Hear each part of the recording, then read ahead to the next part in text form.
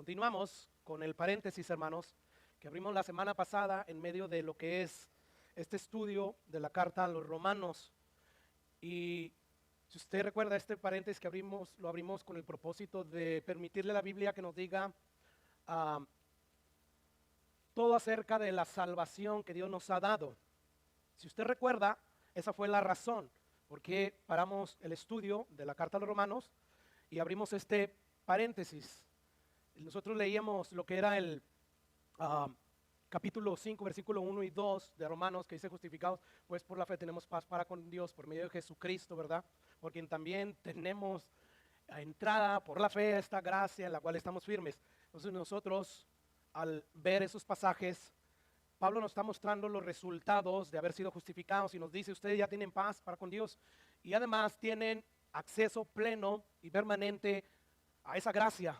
Y nosotros hemos estado asumiendo que tanto la paz para con Dios es eterna como ese acceso por el contexto general de la Biblia. Y entonces, para probar que la Biblia, el contexto general nos dice que esto es así, abrimos este paréntesis para precisamente ver el contexto general e histórico de la Biblia. Entonces, hoy le vamos a dar continuidad a este paréntesis que abrimos y vamos a dejar que la Biblia nos siga diciendo todo acerca de la seguridad de la salvación. Si usted recuerda, la semana pasada vimos un pasaje en 2 de Pedro, donde el apóstol Pedro nos dice, y creo que no la proyecté, pero escucha lo que dice el apóstol Pedro en su segunda carta. Dice: porque ninguna profecía de la Escritura es de inspiración privada. Es decir, ninguna profecía surge, se origina de nadie. O sea, la interpretación no se la debe de dar nadie, sino la misma Biblia. Y dice el 21, porque nunca la profecía, y a eso le añadimos la doctrina, las verdades de Dios, fueron traídas por voluntad humana.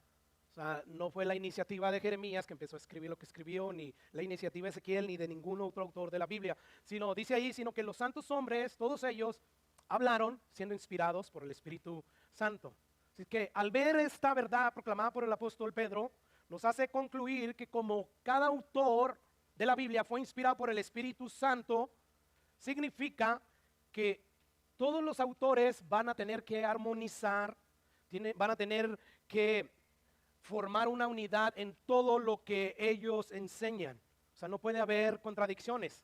A pesar de que la Biblia fue escrita por aproximadamente 40 autores, si es que el libro de los Hebreos lo escribió Pablo o no, no sabemos, no nos dice y nos vamos a meter ahí en eso, pero a pesar de que la Biblia fue escrita por casi 40 diferentes autores en un periodo aproximado de 1500 años, y cada uno de sus escritos fueron escritos con un estilo diferente debido a la época, debido a la personalidad y con propósitos diferentes. Aún así, aunque todo eso pudiera ser o causar que no haya armonía en todo lo que escribieron, la Biblia mantiene una unidad perfecta en todos los escritos. Escuchen lo que dice la segunda carta a Timoteo. Dice: toda la escritura es inspirada por Dios y es útil para enseñar, para redarguir, para corregir, para instruir en justicia, a fin de que el hombre de Dios sea perfecto y enteramente preparado para toda buena obra. Número 1, Pablo a través de ese pasaje nos dice que toda la Biblia es inspirada por Dios. Significa que como Dios es todopoderoso, todo sabio, la Biblia no tiene errores, no tiene contradicciones. Y número 2, también nos dice ahí Pablo que la Biblia está ahí para hacer perfecto a los santos. Y dice ahí, y para prepararlos enteramente para toda buena obra. Entonces, esto nos habla de la inerrancia de la Biblia. Nos habla de que todo lo que está escrito en la Biblia por los casi 40 autores que fueron inspirados por Dios, no tiene ninguno de sus escritos contradicciones. Todo lo que Dios ha dicho y se ha escrito en la Biblia es sin error, sin errante. Por lo tanto, cuando encontramos supuestas contradicciones, cuando encontramos versículos que parecen contradecirse el uno al otro, el problema no está en los versículos de la Biblia, sino en el lector de la Biblia. Yo le garantizo que si usted empieza a leer la Biblia al pie de la letra, si la idea preconcebida de que va a encontrar errores, porque hay algunos que se dedican a leer la Biblia para decir: mira, la Biblia está llena de errores, por eso yo no creo en Dios, y empiezan. Bueno, si usted lee la Biblia al pie de la letra sin llegar con ese prejuicio, sin llegar con esas ideas preconcebidas, y además si usted también viene a la Biblia y la lee sin la idea preconcebida de encontrar textos que van a apoyar, que van a respaldar sus propias posturas doctrinales, usted va a encontrar que la Biblia es un libro coherente, consistente y razonablemente lógico, sin contradicciones. Sí hay pasajes difíciles, sí hay versículos que parecen contradecirse el uno al otro. Sin embargo, con un estudio serio, con paciencia y sobre todo con el entendimiento que Dios da para estudiar la Biblia, vamos a encontrar que la Biblia es inerrante e infalible. Lo es. ¿Por qué? Porque fue inspirada toda ella por Dios. Y como Dios no yerra, significa que en la Biblia tampoco hay errores. Entonces, eso fue una de las cosas que vimos la semana pasada. Y otra cosa de la cual hablamos un poco fue acerca de la hermenéutica. Y lo que hicimos fue hablar un poco de ella con el propósito de asegurarnos a que estamos interpretando bien la Biblia.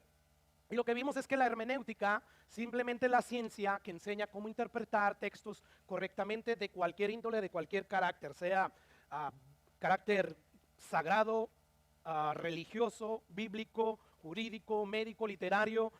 Esta ciencia nos ayuda a interpretar bien los textos de cualquier literatura. Si usted recuerda, dijimos que esta ciencia tiene unos principios, unas reglas, unos métodos que nos ayuda a encontrar el verdadero significado de las palabras escritas, en este caso de la Biblia.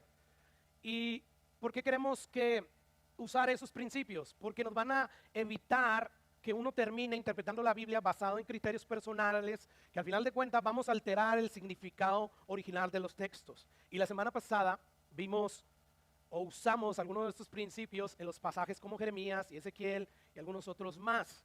Y estos principios nos ayudaron a realizar una buena interpretación, una interpretación coherente, una interpretación razonablemente lógica. O sea, no es que estamos torciendo los pasajes para hacer que ellos digan lo que yo quiero que digan, sino hemos dejado que la Biblia simplemente hable por sí sola.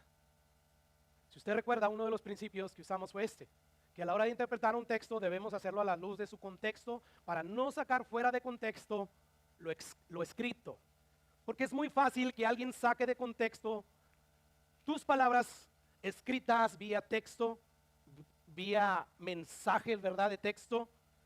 Si esa persona no conoce bien lo que tú estás hablando o por qué dijiste lo que dijiste, para esa persona le va a ser muy fácil sacar de contexto tus palabras escritas en el texto. La semana pasada yo ponía el ejemplo supuesto de que Eva me enviaba un mensaje de texto y yo quiero ampliar ese ejemplo. Vamos a imaginarnos que Eva envía un mensaje de texto por el celular, yo lo recibo, llega ahí. Si usted sabe, cuando uno recibe un mensaje así, el teléfono es algo así parecido, y vemos que debajo de ahí de la cajita nos permite el celular tener la opción de verlo todo completo, ¿verdad? Yo es lo que siempre hago antes de empezar a leer el mensaje y nos sale algo parecido como eso. Bueno, si yo después de abrir el mensaje para abrirlo completo y lo empiezo a leer y me llama la atención esa parte que no van a alcanzar a ver ustedes porque es algo que a mí me gusta, y empiezo a leer yo de ese párrafo hacia abajo y ignoro lo principal simplemente porque me llamó la atención el párrafo del medio, entonces yo voy a empezar a leer lo siguiente. Yo no sé si usted alcanza a leer eso, pero yo voy a empezar a leer esto. Te voy a llevar lunch en tu break, así que no comas nada hasta que te lleve tu lonche. Te voy a llevar papitas con carne, te voy a llevar unos frijolitos charros bien ricos, estilo Sinaloa, acompañados con unas tortillas de harina hechas a mano con una receta de rancho, cocinadas a leña y su respectiva salsa verde de molcajete. Te veo a las 11 de la mañana. Mi amado, estoy bien emocionada, te amo, te veo al rato. Si yo me limito solamente a leer esa parte, porque yo soy muy amante del arte de comer, el arte de la comelética, dicen algunos, así como la hermenéutica comelética, ¿verdad? Y yo empiezo a leer eso y ahí yo voy a asumir que ella me va a traer lonche a mí. Y entonces yo voy a empezar a celebrar, ¿verdad?, de gozo, de deleite, porque todo indica que Eva me va a traer el lonche a mí. Sin embargo, si de repente yo regreso al principio del mensaje y empiezo yo a leer lo que dice el principio, que dice así: amado mío, te cuento que mi compañera de trabajo, fulana de tal, que tiene poco de estar trabajando con nosotros y que tiene un esposo que trabaja para una compañía de cemento y que tiene una hija especial, enfermita. No sé si sabes de quién estoy hablando, pero es la muchacha de la que te platiqué, que es muy buena onda y que nos hicimos buenas amigas. Bueno, ella me dijo, y cito sus palabras tal como salieron de su boca o en el texto, dice, porque quiero presumirte. Y luego empieza ella a citar ahí, te voy a llevar lunch en tu break, así que no comas nada hasta que yo llegue.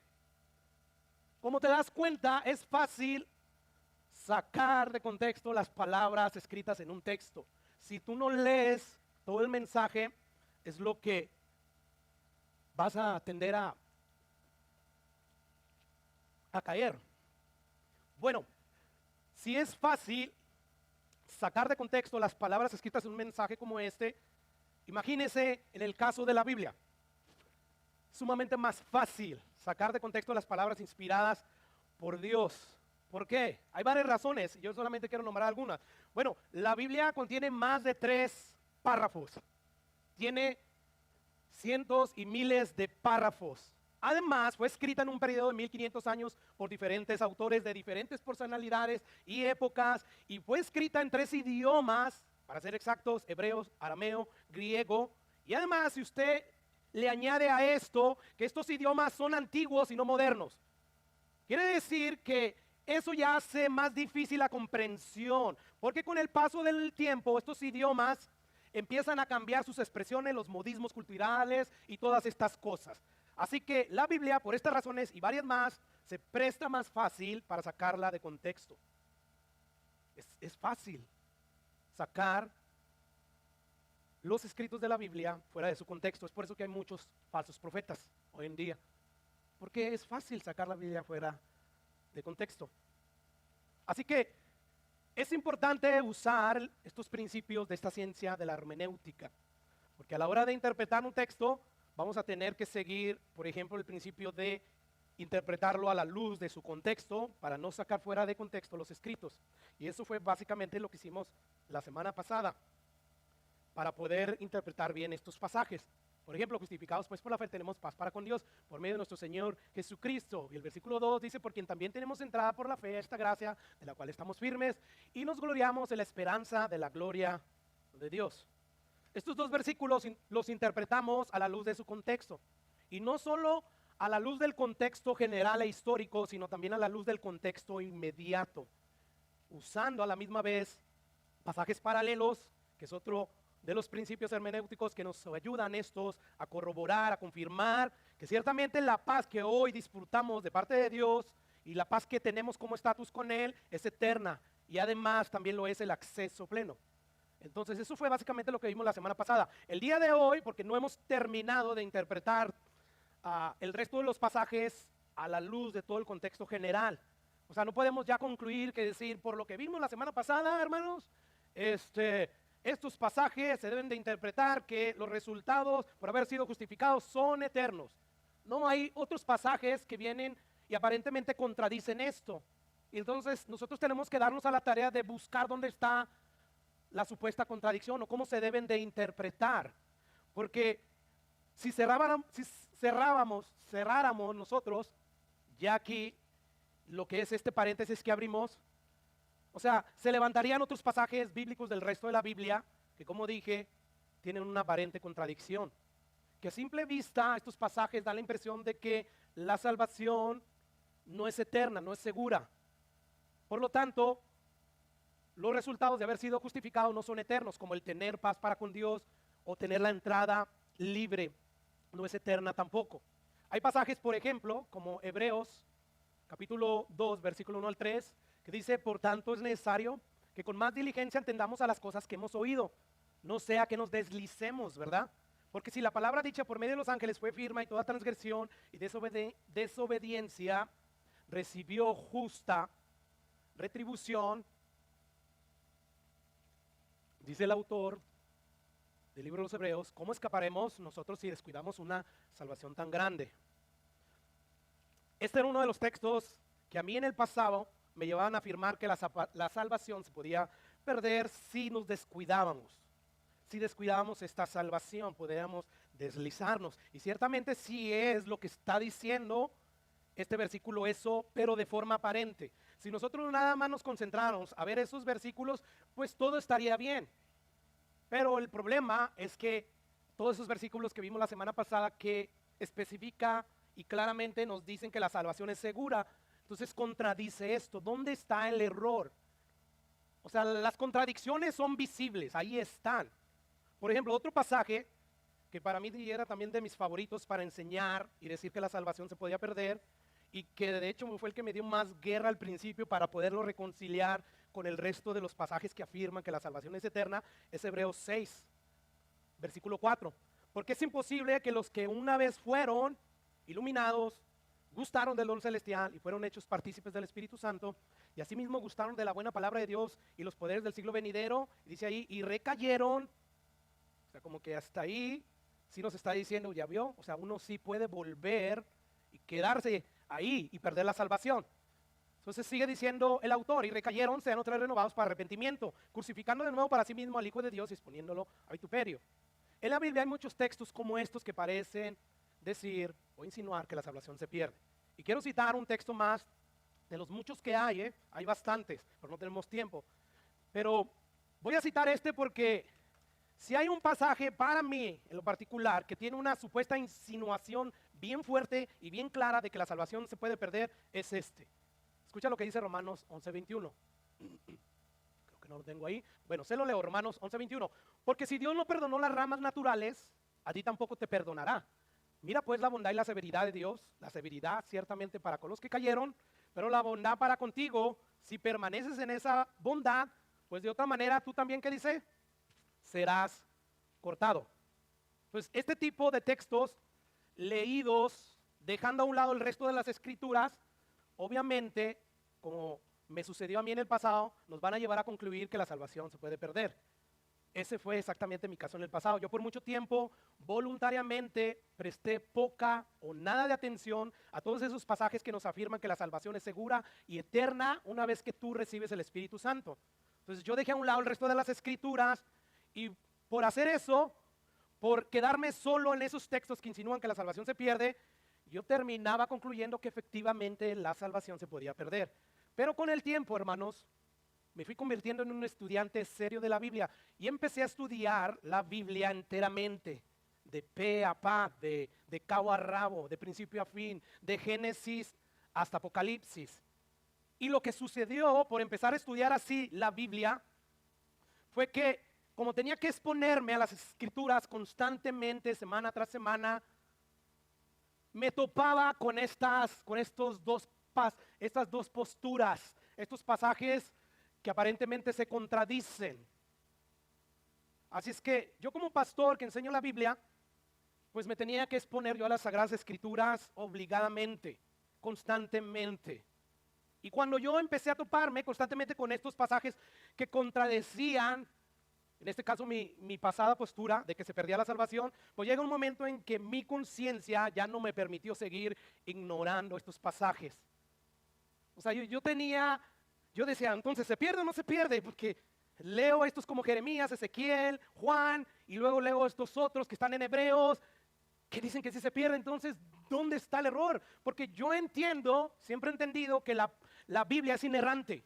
Yo siempre he creído en la inerrancia de la Biblia. Entonces yo decía, si la Biblia no tiene errores, no tiene contradicciones, entonces yo soy el que está en el error.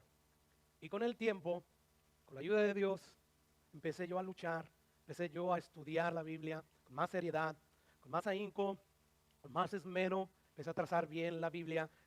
Y llegó un momento en que, como te dije, la Biblia se interpreta a sí misma. Y finalmente yo pude reconciliar, armonizar estos pasajes que aparentemente se contradicen. Porque hay dos cosas acerca de la Biblia que son bien evidentes, hermanos. Hay muchas más, pero yo quiero nombrar solamente dos porque corresponden a lo que estamos hablando. Número uno, es evidente que la Biblia es inerrante. No tiene contradicciones, ¿verdad que no?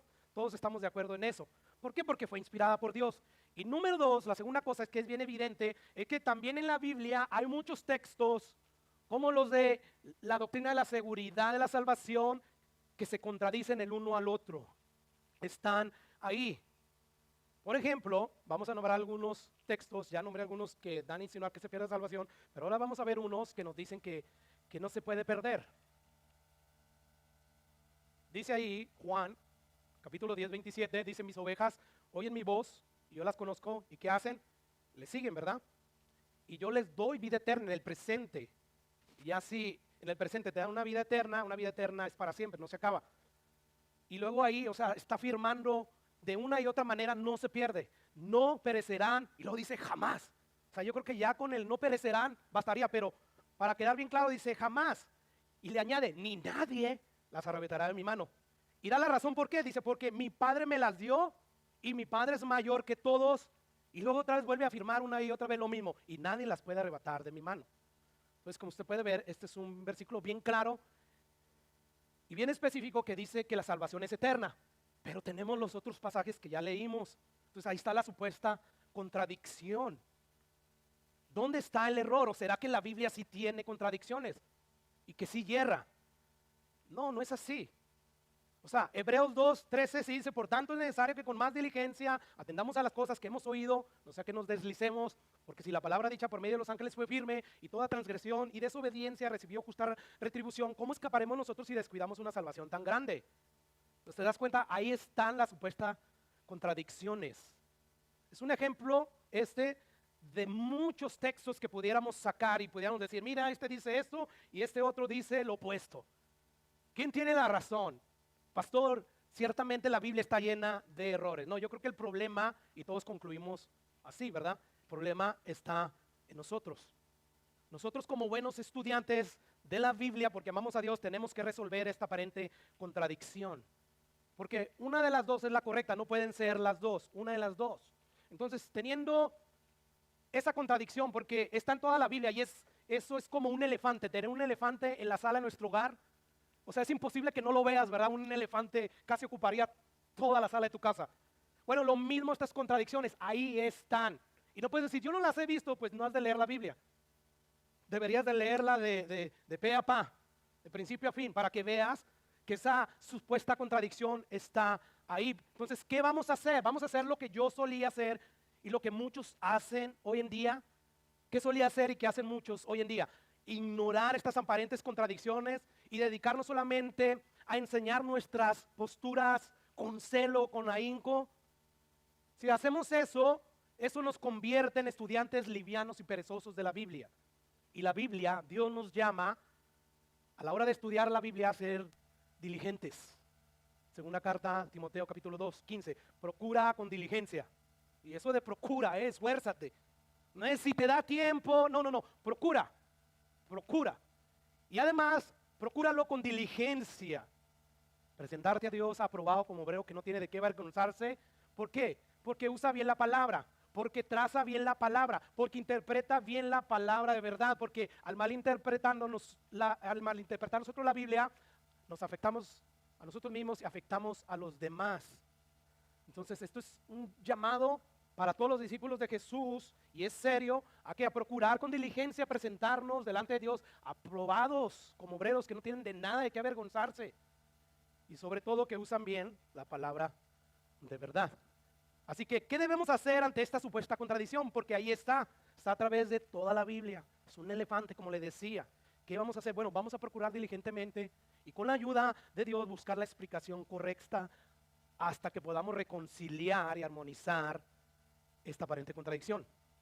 Yo hasta el día de hoy, yo no he encontrado otra manera de reconciliar, de armonizar esta supuesta contradicción que encontramos en un montón de pasajes.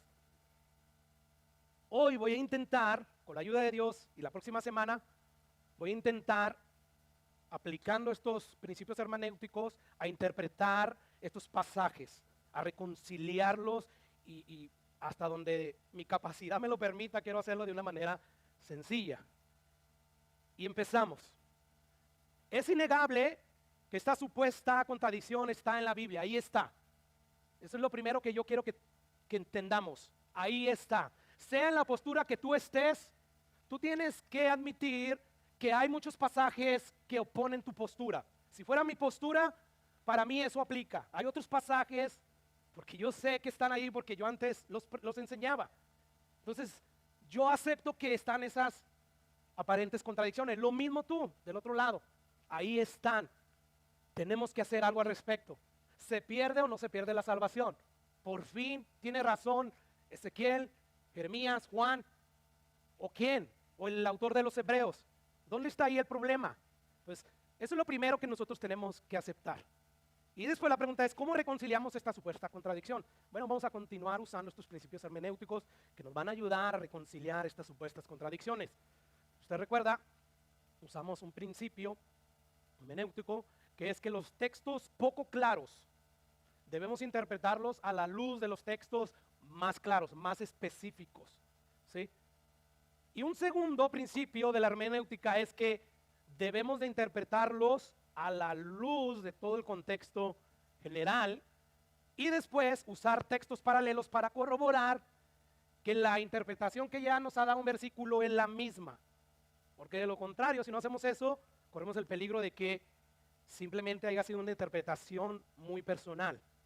Así es que lo primero que vamos a hacer es usar ese principio. Los textos poco claros debemos de interpretarlos a la luz de los textos más específicos. Quiere decir que cada pasaje que hay en la Biblia que aparentemente insinúa que la salvación se pierde, que no nos dice de manera específica y clara que un nacido de Dios puede ser cortado, puede deslizarse, puede apostatar definitivamente y puede no perseverar hasta el fin, tenemos nosotros que verlos a la luz de los pasajes que específicamente sí nos dicen que un nacido de Dios no le puede pasar ninguna de estas cosas que yo ya mencioné, porque la salvación es segura. Regresando a Hebreos 2:13. Por lo tanto, es necesario que con más diligencia entendamos a las cosas que hemos oído, no sea que nos deslicemos, porque si la palabra dicha por medio de los ángeles fue firme y toda transgresión y desobediencia recibió justa retribución, ¿cómo escaparemos nosotros si descuidamos una salvación tan grande? Vamos a hacer eso. Este pasaje que insinúa que la salvación se pierde, como el resto, no es específico y no es claro al decir lo que Jeremías y Ezequiel ya dijeron, que un nacido de Dios, que uno que ya recibió un corazón nuevo de Dios, que uno que ya recibió el Espíritu Santo puede perder su salvación, puede apostatar definitivamente, puede deslizarse. No, ahí en ninguna parte especifica claramente que un nacido de Dios, como dijo ya Jeremías y Ezequiel, puede perder la salvación. No, ahí habla claramente de personas que oyeron acerca de la palabra de Dios. O sea, es necesario que con más diligencia atendamos a las cosas que oímos, ¿sí? En la multitud a la cual seguía Jesús, ellos habían de todo tipo de creyentes. Jesús dijo, hey, esto del reino de Dios es semejante al sembrador, ¿verdad? Que el sembrador sale, siembra la semilla, hay cierta semilla, que la semilla es el evangelio, la palabra de Dios, que cae junto al camino, es pisoteada, bien las aves, se la comen. Hay otras que caen en un terreno donde tiene mucha piedra, donde al final de cuentas se ahoga. Hay otro terreno que está lleno de espinas y ahogan la palabra, y ninguno de esas semillas, de ese tipo de creyentes, da fruto. El único fruto que da es el que cae en la buena tierra, y que por cierto vamos a ver que dice Lucas, que ellos dan fruto perseverante.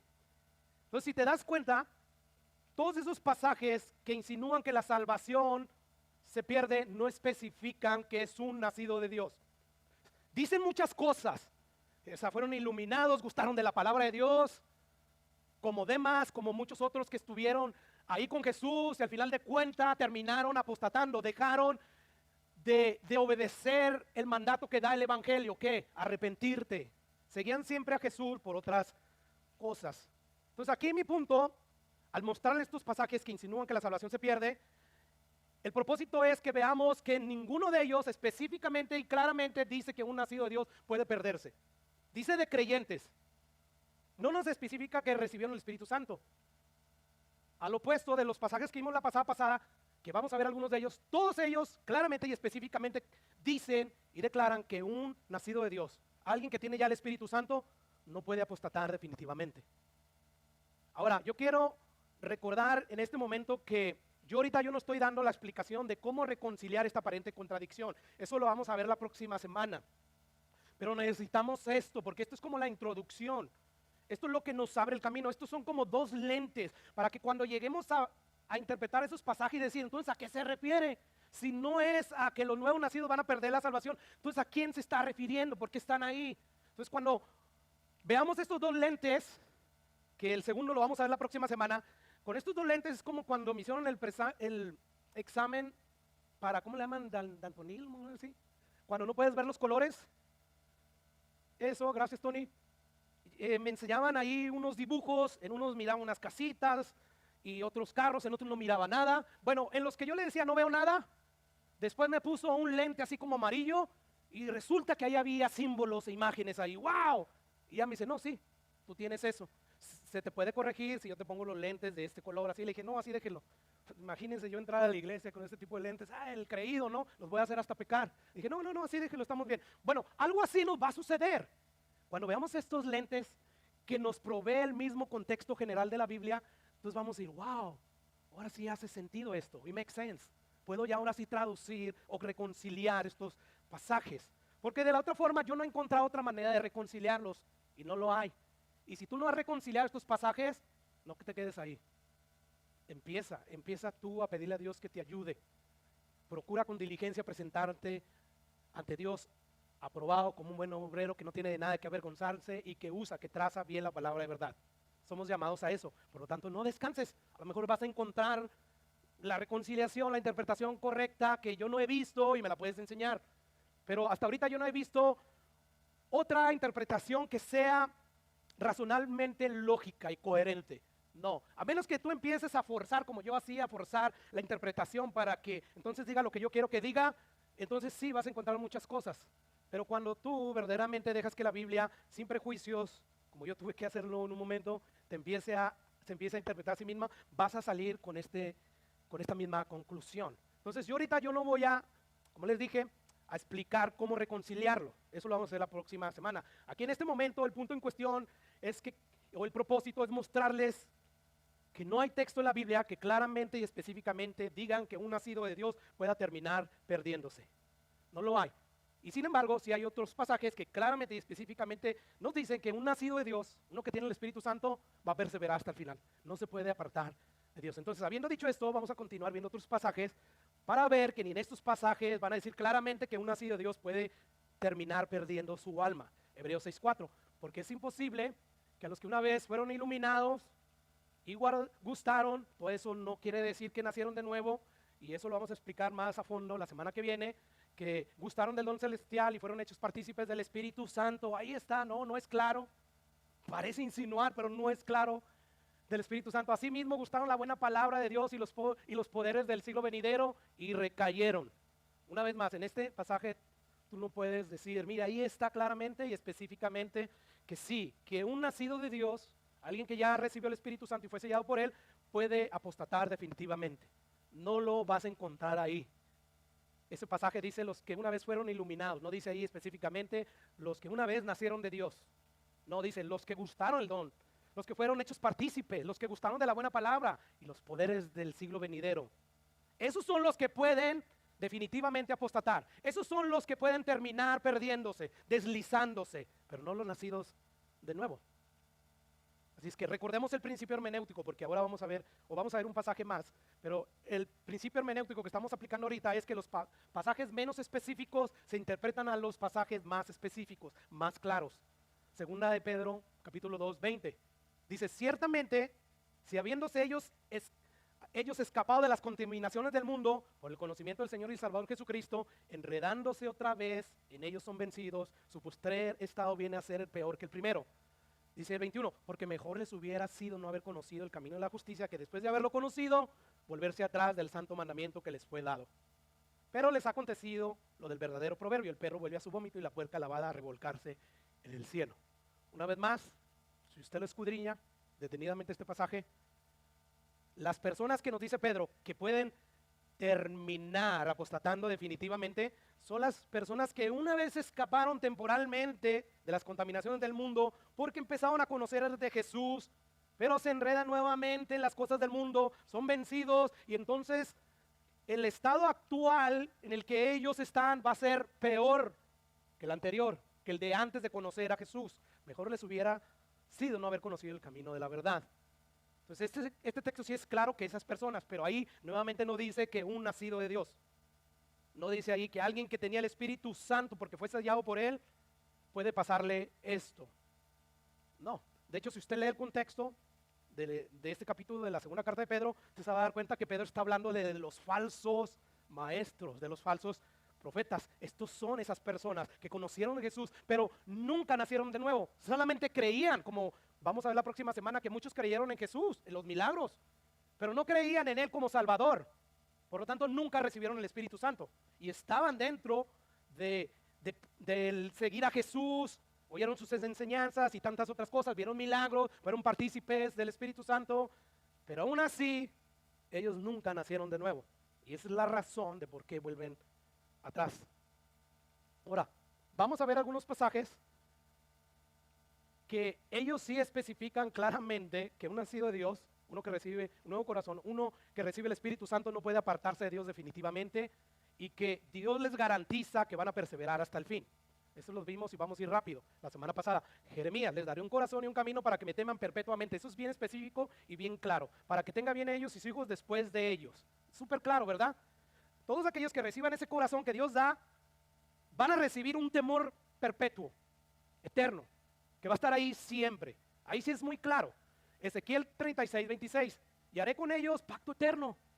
Claro, eterno. Y no me volveré atrás de hacerles bien, y pondré mi temor en el corazón de ellos. ¿Con qué propósito? Para que no apostaten, para que perseveren hasta el fin. ¿Quiénes van a perseverar según estos pasajes usando el sentido común? Aquellos que recibieron un corazón de Dios. Esas personas que recibieron el Espíritu Santo. Entonces, basado a estos dos pasajes, debemos de concluir que Dios promete guardarnos de todas nuestras inmundicias. Así como los de Pedro, que dice que ellos volvieron y se enredaron de nuevo en la contaminación del mundo, en las inmundicias. Bueno, Dios dice en el siguiente pasaje, dice, les voy a dar un corazón nuevo, voy a poner un espíritu nuevo dentro de ustedes y quitaré de vuestra carne el corazón de piedra y les daré un corazón de carne. Y luego dice, y pondré dentro de vosotros mi espíritu y haré que anden en mis estatutos, guarden mis preceptos y los pongas por obra. Y luego el 29 dice, y los guardaré de todas vuestras inmundicias. Este pasaje sí dice que los que reciben el nuevo corazón sí van a ser guardados de todas las inmundicias. En Pedro vimos que no, ¿verdad? O sea, habían escapado de las inmundicias del mundo, pero regresaron. Una de Dios, o ese pasaje es una mentira y Dios es un mentiroso, o ciertamente esos que estaban en el camino del Señor, que supuestamente, temporalmente escaparon de las inmundicias del mundo, regresaron y volvieron a caer como el perro vuelve a su vómito, ¿verdad? Y el puerco al lodo, porque nunca nacieron de nuevo. Para mí la interpretación más lógica es nunca nacieron de nuevo, porque entonces si yo concluyo que sí nacieron de nuevo, yo tengo un problema con esos pasajes. ¿Y cómo le voy a hacer para contradecirlos? Porque la regla es, interpreta los pasajes menos claros, menos específicos a la luz de los más específicos, de los más claros, porque yo tengo más posibilidades de atinarle, de que esta es la interpretación correcta, porque son más claros. Entonces, aunque eso vaya en contra de lo que yo había creído todo el tiempo y me tenga como tonto, estuviste mal, no importa, pero prefiero corregir mi camino. Leíamos que toda la escritura es inspirada por Dios, útil para corregir. Me corrigió en esa postura. Y tengo argumentos bien sólidos, bien fuertes, son estos. Entonces, podemos ver que estos pasajes sí son bien claros y bien específicos. Todo lo que tienen el Espíritu Santo van a obedecer a Dios, no perfectamente, pero sí sanamente. ¿Por qué? Porque se les ha dado el Espíritu Santo, y el Espíritu Santo pone el querer como el hacer. ¿Te das cuenta? Una vez más, vemos que esto es así. Escucha lo que dice Juan. Vamos a ver algunos pasajes del Nuevo Testamento. Vamos a leer el propósito por qué Juan escribió esta carta. Estas cosas les he escrito a vosotros que creen en el nombre de Jesús. Todos los que creen en el nombre de Jesús estamos aquí, ¿no? La mayoría creemos en el nombre de Jesús. Bueno, nos dice Juan, yo les escribí esta carta con el propósito de que quiero que sepan que tienen vida eterna. Ese es el propósito de la carta. Y ahí dice claramente vida eterna. Versículo 18, unos versículos más adelante, dice Juan, sabemos que todo aquel que ha nacido de Dios no practica el pecado. ¿Se fija lo claro y específico que están siendo estos versículos? Y no los otros, no como los otros, no son muy claros, insinúan. Pero estos sí son claros. Y una regla hermenéutica de buena interpretación es esta. Yo tengo que usar estos versículos para que interpreten los demás, porque estos sí son bien claros. Sabemos que todo aquel, leíamos a Juan, ¿verdad? Juan 10, que sus ovejas oyen la voz de Jesús y le siguen. Y que dice él, yo yo las voy a guardar, nadie las va a arrebatar, nadie. O sea, empieza a usar términos como todo, nadie, eternamente, nunca, jamás, como lo que está haciendo Juan. Todo aquel que es nacido es todo, no queramos torcer la escritura como yo lo hacía. No, es que esto es figurado, aquí no quiere decir todo, o esto no es nunca, jamás. O sea, todos estos versículos son figurados.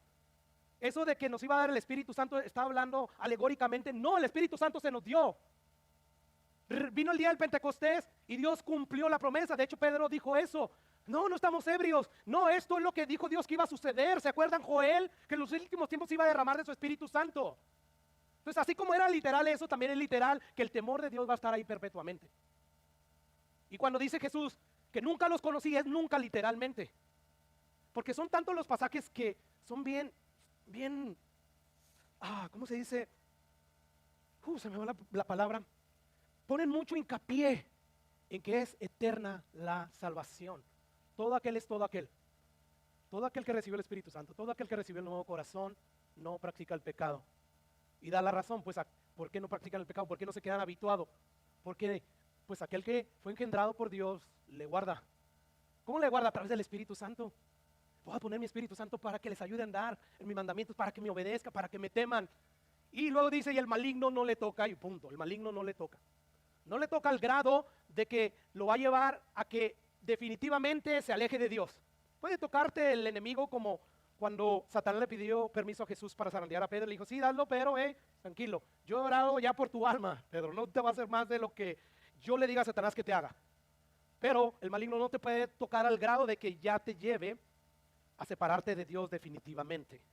Entonces, estos pasajes sí son bien claros, son bien específicos. Y ahora, Pedro va a corroborar esto que está enseñando Juan, que la salvación es segura. Primera de Pedro, capítulo 1, versículo 3, dice Pedro, bendito el Dios y Padre, nuestro Señor Jesucristo, que según su gran misericordia nos hizo renacer. ¿A qué le suena esto? A nacer de nuevo, ¿verdad? A recibir un nuevo corazón. A Jeremías 32 y Ezequiel 36. A estas personas que Dios hizo renacer para una esperanza viva, no es muerta la esperanza, no es saber si se logra. Dice, por la resurrección de Jesucristo de los muertos, para una herencia incorruptible, incontaminada, inmarcesible, reservada. O sea, ya está reservada. Imagínate Dios, usando el sentido común, me reserva a mí una morada ya, y todo depende de mí, a ver si la voy a hacer o no.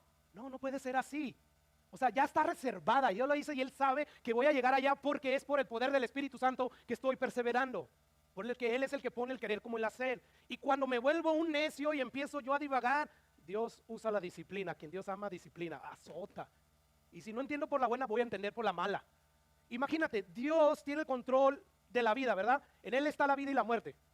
Ok, si Dios sabe, por ejemplo, que si en 5 años Él no me quita la vida, yo puedo apostatar. ¿Tú crees que Él no me va a quitar la vida antes de que llegue ese momento?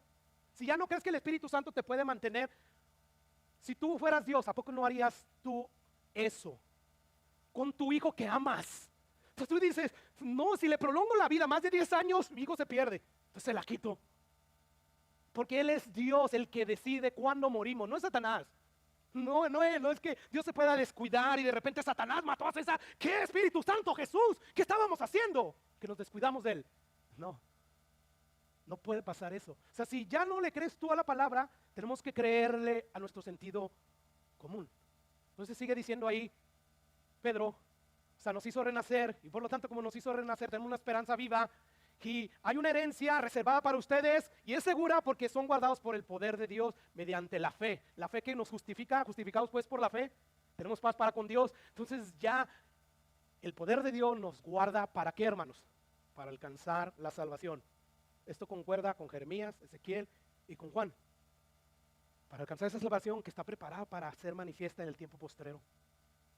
Entonces yo aquí veo en estos textos que sí son bien claros, bien específicos, que los nacidos de Dios, los que fueron renacidos para una esperanza viva y que tienen el Espíritu Santo, serán guardados por el poder de Dios. ¿Para qué? ¿Para qué los va a guardar Dios? Para alcanzar la salvación que está preparada para ser manifiesta en el postrer tiempo. Regresando a Juanito, dice, todo aquel que es nacido, o sea, ya lo dijo en el pasaje del capítulo 5 y ahora en el 3, recalcando y remarchando esto, porque es difícil creer esto. Estamos acostumbrados que las cosas buenas se ganan, ¿verdad? Se ganan por empeño, se ganan por esfuerzo, pero no, esta salvación es gratis. O sea, es un don de Dios. Tiene que ser un regalo para que sea por gracia, porque si no ya no es gracia. Si es por ganárnosla, deja de ser gracia. Entonces gracia es un regalo. Entonces una vez más, Juan vuelve a enfatizar la misma verdad. Todo aquel que es nacido no practica el pecado, porque la simiente permanece en él y no puede pecar, no puede. O sea, no puede quedarse habituado de tal manera que apostate, no puede. ¿Por qué? Porque es nacido de Dios, recibió un nuevo corazón, recibió el Espíritu Santo de Dios. Y Ezequiel y Jeremías dijeron que todos aquellos que reciban eso van a perseverar hasta el final, porque el temor de Dios estará perpetuamente en ellos y porque el Espíritu Santo los ayudará a obedecer. Hay un pasaje más ahí en Juan, capítulo 5, versículo 4. Por tercera vez, Juan dice esta verdad en esta pequeña carta. Todo lo que es nacido de Dios vence al mundo. Por eso les estoy escribiendo, para que sepan que tienen vida eterna. No es que es posible que la van a tener. No, ya la tienen. ¿Por qué? Porque todo lo que es nacido de Dios vence a quién, hermanos, al mundo. Y esta es la victoria que ha vencido al mundo, nuestra fe. Justificados pues por la fe, tenemos paz para con Dios. Es esa fe, es nuestra fe. Por haber creído, ya nosotros vamos a vencer al mundo, vamos a vencer nuestra carne, nuestro corazón que a veces todavía se inclina por apartarse de Dios, y vamos a vencer a Satanás. ¿Cuáles son los enemigos que tienen capacidad de alejarnos de Dios? Son estos, ¿verdad? Juan dice, todo lo que es nacido de Dios vence a estos tres enemigos. Tu misma carne, porque no puedes quedarte permanentemente habituado al pecado.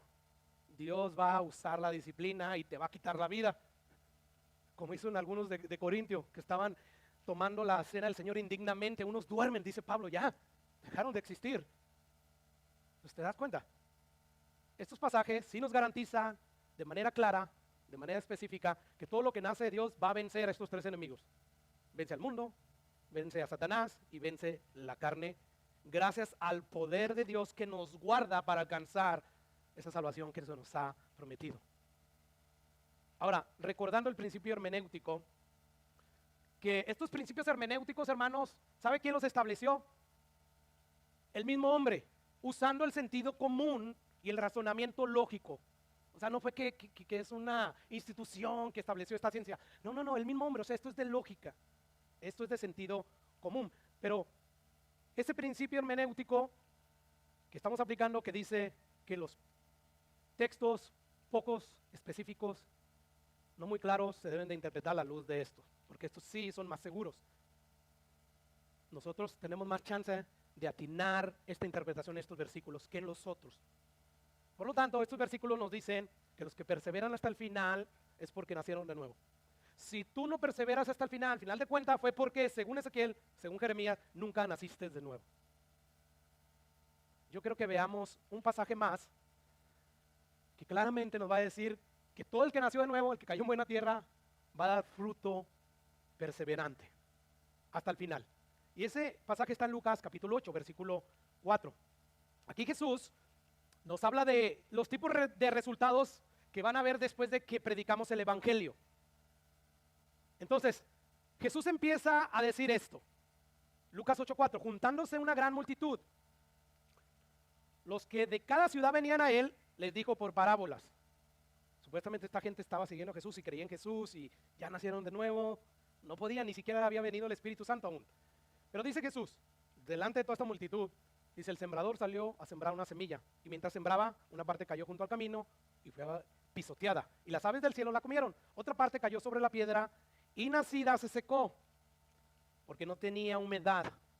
Otra parte cayó entre espinos, y los espinos que nacieron juntamente con ella la ahogaron. Habla de un supuesto nacimiento, ¿verdad? Pero no es un nacimiento espiritual genuino de Dios. Un nacimiento quizá religioso, porque nunca dieron buen fruto. Los que verdaderamente tienen un nacimiento de Dios, ya la Biblia, el contexto general, nos dice que van a dar fruto, que van a perseverar, porque el temor de Dios está en ellos. Entonces seguimos leyendo. Y otra cayó en buena tierra y nació, llevó fruto a 100 por uno. Hablando de estas cosas decía a gran voz, el que tiene oídos para oír, que oiga. Y sus discípulos le preguntaron diciendo, o sea, no la entendían, pero tenemos oídos, queremos saber de qué se trata. Habían muchos que no les interesaba de qué se trataba, pero a sus discípulos sí, porque las ovejas de Jesús oyen la voz de Jesús, las enseñanzas de Jesús, y lo siguen, ¿verdad? El que tenga oídos para oír, que oiga. Y sus discípulos le preguntaron diciendo, ¿qué significa esta parábola? Esta es, pues, la parábola. Dice Jesús, la semilla es la palabra de Dios. o sea, el evangelio. ¿Por qué deduce usted eso, pastor? Bueno, el próximo versículo nos va a decir que se está refiriendo al evangelio.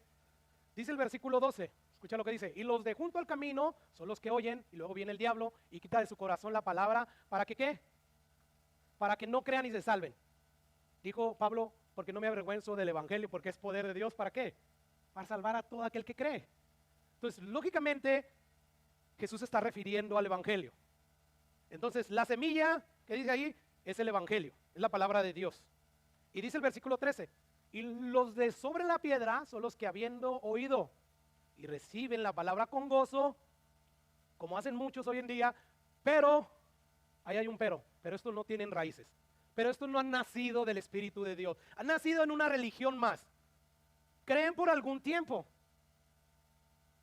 No podemos nosotros asumir que sí recibieron al Espíritu Santo, porque contradeciría a Jeremías. Yo les daré mi espíritu, nuevo corazón, para que me teman perpetuamente. Estos obviamente no tenían eso. ¿Por qué? Porque creyeron por un tiempo. Y por lo tanto, como creyeron por un tiempo y no tenían el Espíritu Santo y no nacieron de nuevo y no tenían el nuevo corazón que Dios da a los que creen, ¿qué pasó? Se apartaron. Se apartaron. ¿Por qué? Porque no había raíces. De hecho, Jesús confirma más abajo que no eran nacidos de nuevo. ¿Por qué? Porque los únicos que sí nacieron de nuevo y que dieron fruto fueron los que cayeron en la buena tierra. Estas personas cayeron en una tierra mala, llena de piedras, y por eso terminaron apostatando en el tiempo de la prueba.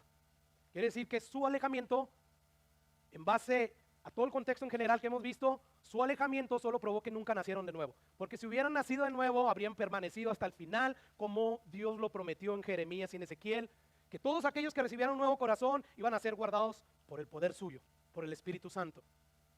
En palabras de Juan, su primera carta, capítulo 2, versículo 19, dice: salieron de nosotros, pero no eran de nosotros.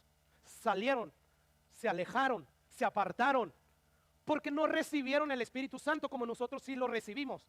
Porque si hubiesen sido de nosotros, habrían permanecido con nosotros. Pero como no son de nosotros porque no tienen el Espíritu Santo, salieron de nosotros para que se manifieste que no todos son de nosotros, que no todos han nacido de nuevo, que no todos tienen el Espíritu Santo. Por lo tanto, tiene que haber advertencias, porque aquí nadie sabe quién es cristiano y quién no lo es. Jesús sí sabía, los apóstoles no sabían, pero ellos sabían que dentro de una multitud que profesa ser seguidora de Jesús, habían personas que no han nacido de nuevo. Y por lo tanto las advertencias son esas: no te alejes. Y aunque esas advertencias son también para los verdaderos creyentes, porque eso como que alimenta el temor, y seré yo. Pero el propósito principal era para estas personas, que vamos a hablar la próxima semana de ellas. De estas personas que era muy común estar dentro de un grupo que verdaderamente se había nacido de Dios.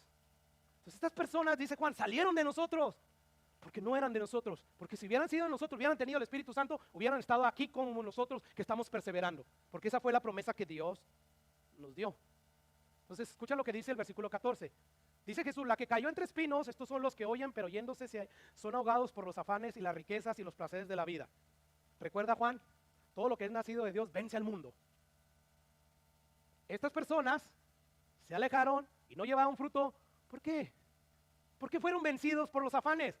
Porque no habían nacido de nuevo. Es lo más lógico, lo que tenemos que concluir. Entonces estas personas cayeron entre espinos, y Lucas nos dice claramente y específicamente que no llevaron fruto. Si no hay fruto, si no hay obediencia, significa que no está el Espíritu Santo. Ahora, escucha lo que Jesús dice que les va a suceder a aquellos que después de recibir el evangelio y de creer por algún tiempo y no dar buen fruto. Escucha lo que dice que les va a suceder a estas personas. Dice el versículo 18 de Mateo 7: no puede el árbol dar malos, no puede dar el buen árbol, se me olvidó leer el calificativo ahí, buen árbol, dar malos frutos. O sea, en palabras de Ezequiel y Jeremías, no puede una persona que tiene el Espíritu Santo dar frutos malos, es imposible. Tiene que dar buenos frutos, porque está ahí el Espíritu Santo y Él hace que dé buenos frutos. Y lo dice: ni el árbol malo dar buenos frutos. Alguien que no tiene el Espíritu Santo no puede perseverar, no puede crecer en santidad y obediencia. ¿Por qué? Porque no está el Espíritu Santo. Y la consecuencia, dice Jesús: todo árbol que no da buen fruto, ¿qué le va a pasar? Esos van a ser cortados y echados al fuego.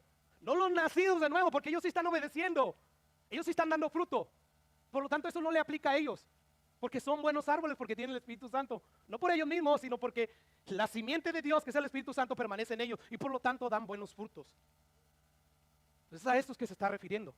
¿Te fijas cómo estos pasajes sí son bien claros para decir quiénes verdaderamente pueden apostatar y quiénes no? Entonces dice ahí Jesús, en el siguiente versículo, que es el 15, más los que cayeron en buena tierra. Esto más los que está conectando los otros tipos de tierra, ¿verdad? O sea, ellos no cayeron en buena tierra. Ellos no nacieron de nuevo, en otras palabras. Por lo tanto, no dan fruto con perseverancia. Pero los que sí cayeron en buena tierra, que se refiere al nuevo nacimiento, a que tienen el Espíritu Santo, ellos con corazón bueno y recto, no de ellos. O sea, porque ya Dios dijo, les voy a quitar ese corazón de piedra y les voy a dar uno de carne. O sea, ya es un corazón bueno porque Dios se lo dio. No era de ellos. O sea, no empieza a decir, yo soy bueno. No. Con corazón bueno y recto, porque Dios ya tiene un nuevo corazón, retienen la palabra oída. Sus ovejas oyen su voz, sí, le siguen. La pregunta es, día a día, semana tras semana, cuando te expones a la palabra de Dios, sea por cualquier medio, ¿es un oidor solamente la palabra de Dios? Porque si eres un oidor, Santiago te dice que te estás engañando a ti mismo. La verdad no está así en ti. Las ovejas de Dios obedecen, se esfuerzan. No son perfectas, pero sí van creciendo en perfección, constantemente. Empiezas a mirar atrás después de 20 años, dice, aunque no soy como Cristo, tampoco soy el mismo pecador de hace 20 años. Soy mejor, soy más santo. ¿Pero por qué? Porque caíste en buena tierra. No caíste en una religión más, sino caíste en buena tierra, naciste de nuevo. Es que a la luz de estos textos, que clara y específicamente nos dicen que la salvación de todos aquellos que han nacido de Dios y han recibido un nuevo corazón y han recibido el Espíritu Santo es segura y eterna, y aplicando el principio hermenéutico que nos dice que los pasajes pocos claros se interpreten a la luz de pasajes más claros, se puede deducir que Hebreos 2, Hebreos 6, Romanos 12 y el resto de los textos que insinúan que la salvación se pierde, están enseñando que la salvación, hermanos, de un nacido nuevo no se puede perder. No, están insinuando más bien que se puede perder la salvación de aquellos que no han nacido de nuevo. Que se puede perder es el deseo de seguir perseverando, creyendo. O sea, están creyendo en Jesús no por la razón primordial, para que los salve de sus pecados. Ellos están creyendo en Jesús porque Jesús puede hacerles un milagro, puede prosperarlos, puede darles sanidad. Muchas personas vinieron a Jesús buscándolo por sus milagros, por el pan, ¿recuerda? Y hay un momento en que Jesús tenía que confrontarlo. Ustedes me buscan por el pan, por conveniencia, por lo que yo les puedo dar. A pesar de que vieron las señales que aprueban y que testifican que yo soy el Mesías, el Salvador del mundo, no han venido a mí para que yo los salve. Hay un montón de gente que dice que es cristiana y que no ha sido salva, que no tienen el Espíritu Santo, solamente tienen una fachada de cristianos, de religiosos. Aquí en la iglesia son una cosa, allá afuera son otra. ¿Por qué? Porque no han recibido el mismo Espíritu que yo recibí hace 20 y tantos años. Hubo un antes y un después. Y hasta el día de hoy, a pesar de las pruebas, a pesar de todo lo que he pasado, sigo perseverando y cada vez mi fe es más fuerte.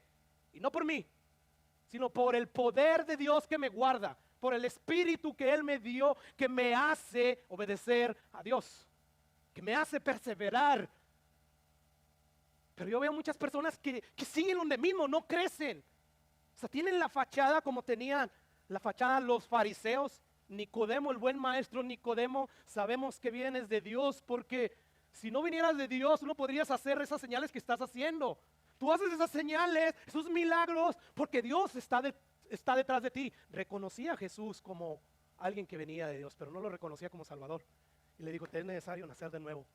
Conoces el Antiguo Testamento, pero lo malinterpretas. Vas a la iglesia y enseñas la palabra, mi palabra, y estás perdido, tú, Nicodemo. ¿Te das cuenta? Hay muchos Nicodemos en la iglesia y más que nunca, más como nunca antes, hay esos falsos cristianos que creen que son salvos por cargar una Biblia, por cantar, por diezmar, pero no lo son. ¿Y sabes por qué hay como nunca antes falsos cristianos? Por el tipo de predicación que se da detrás de un púlpito, asumiendo que todos son cristianos. Y no hablando de estos pasajes, los cuales claramente y específicamente nos dice que dentro de los verdaderos cristianos hay falsos cristianos, hay trigo y cizaña, hay peces buenos y peces malos. Los hay. Yo no sé si tú seas salvo, tú dices, allá lo vas a saber, De hecho, por eso Pablo nos dice, examínense para ver si están en la fe, porque se comportan como si no estuvieran en la fe, como si el Espíritu Santo no estuviera en ustedes. Debemos examinarnos, por los frutos los van a conocer. No por lo que tú declares y cantes y digas, no, por los frutos. Por los frutos los van a conocer, porque todo buen árbol da buenos frutos. Es incapaz un buen árbol de dar fruto malo. Es incapaz el hombre que ha nacido de Dios permanecer dando fruto malo. No puede. Tiene que dar fruto bueno. A 30, a 60, a 100 por uno. Quizás algunos no van a ser tan perfectos como Pablo, pero sí van a ser tan perfectos como un 30 por uno. De tal manera que Dios no te salva por eso, sino porque ya fuiste sellado, porque creíste por fe, fuiste justificado. ¿Te das cuenta? Entonces podemos concluir que a la luz del contexto general, estos pasajes que insinúan que se puede perder la salvación, no están insinuando que un nacido de Dios puede perder la salvación. Lo que sí están insinuando es que los no nacidos de Dios puede llegar un momento en que ya dejen de creer en el Evangelio. Al diablo con el Evangelio, ya no voy a seguir con esta farsa. Me voy, porque todos los cristianos son hipócritas. Sí solemos ser hipócritas, pero peleamos contra la hipocresía. ¿Te das cuenta? Entonces, la próxima semana, ya voy a concluir, vamos a explicar cómo reconcilia usted, pastor, esto de una manera más profunda. Yo ya les di una idea. El otro lente que nos tenemos que poner, aparte del lente de los pasajes claros que nos dicen que la salvación es segura para los que han nacido de nuevo, el otro lente es que la Biblia nos va a decir que dentro de los cristianos hay falsos convertidos. Y es por eso que están las advertencias. ¿Nadie sabe quién es? Por lo tanto, es para toda la iglesia. Para toda la iglesia, porque siendo yo maestro no va a hacer que termine yo también deslizándome.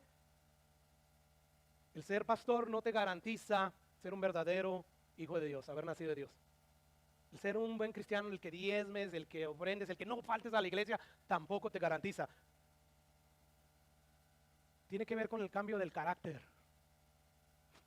con lo de adentro. Eres el mismo esposo, la misma esposa, de verdad. Hasta el día de hoy no creces, se siguen peleando, se siguen insultando, sigue siendo el mismo rencoroso, sigue siendo la misma persona que te cuesta perdonar. ¿Por qué? Deberías de ir creciendo en eso. Eso sí es una bandera roja de que a lo mejor ya has nacido de nuevo y eres un Nicodemo más. Y que te dice Jesús, es necesario nacer de nuevo.